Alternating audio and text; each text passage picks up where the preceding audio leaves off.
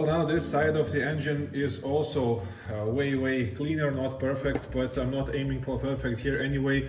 There's a lot of dirt that is caked into the paint, and the only way to get it out, I guess, is just to buff it out, so to polish it out, but I'm not a specialist on that at all. I have never done it before, so I will not start to experiment here, because it's all those little spaces, you know, which are really hard to get to, and I would have to remove even more things from this engine bay. I'm not really up to that, but now I want to prepare myself for fixing these carburetors. They're working all right. There's just one problem with one of the carburetors is the cold start disc on this one is broken.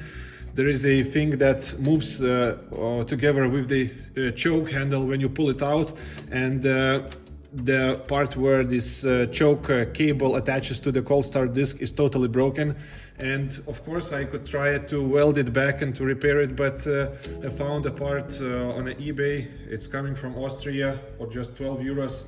So until I can have it and replace it, and also replace the fuel filter when I get it, I will just make the carburetors also a little cleaner.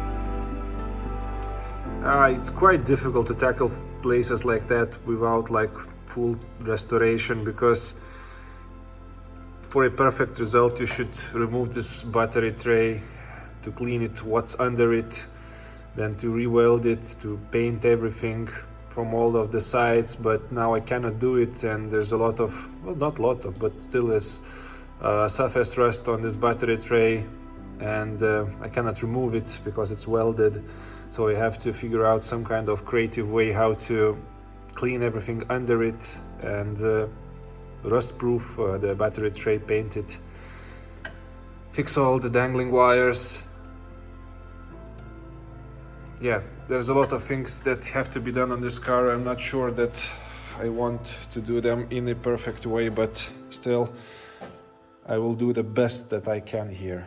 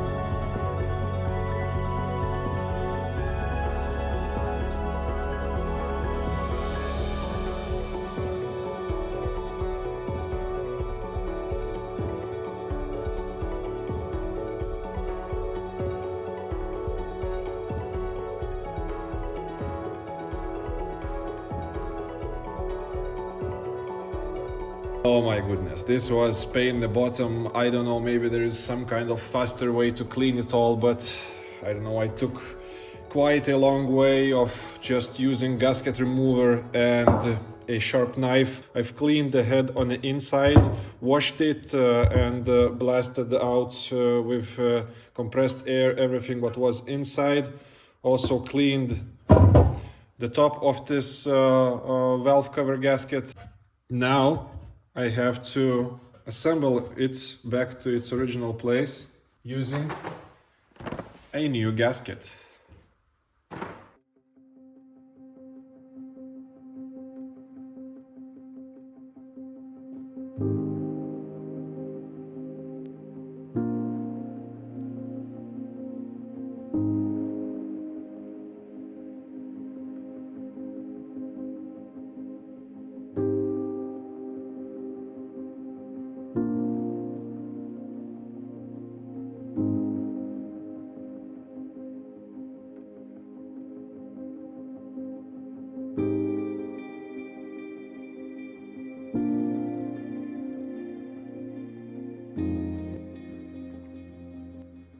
So it's the end of the day 2.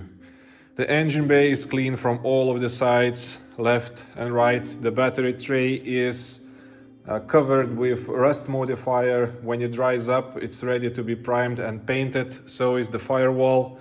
I have replaced the valve cover gasket. It was really pain in the bottom to clean out the old gasket, but now hopefully everything is okay. I haven't torqued the bolts to a specific number because I don't know if I have to, and I don't have this kind of socket to tighten these bolts. I use a simple wrench to do it. We'll see when I start the engine. I definitely did not over tighten them, so if it does not leak, then I think it's okay. So the worst what can happen, if it's not tight enough, it will leak. If it's too tight, I could snap the bolt, or I don't know, maybe when the engine is heating up and expanding, maybe it can somehow damage the gasket or the threads on the bolts, I don't know. But hopefully everything will be okay. I'm ready to repair the carburetors next time. If I have the top part for this cold start disc for one of the carburetors, then I can do it. Replacing, also I have to replace the fuel filter, and then prime and paint what has been rust modified. The wiring is also repaired on the firewall. The wiring is repaired here, so pretty much everything is quite nice now. The last bit of the wiring which needs attention is here. These bolts, these wires, I will cover them also, and after that it's a matter of assembling everything here.